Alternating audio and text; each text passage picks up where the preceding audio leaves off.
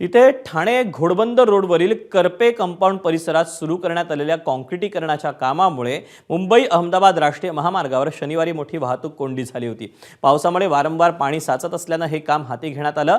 ते रविवारी मध्यरात्रीपर्यंत सुरू राहणार आहे।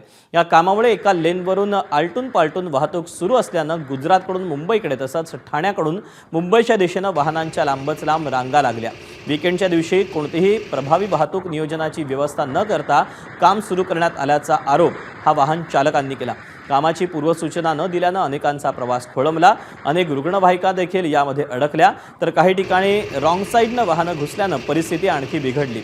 दरम्यान यात मीरा भाईंदर आणि ठाणे वाहतूक शाखेत संगनमत नसल्याने याचा फटका हा वाहन चालकांना बसल्याचा आरोप इथल्या नागरिकांनी वाहन चालकांनी केलेला आहे।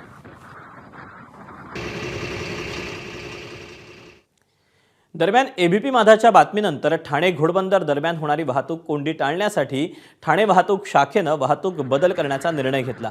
याबाबत पोलीस उपायुक्त पंकज शिरसाट यांनी एबीपी माझाला काय माहिती दिली ती आपण पाहूया।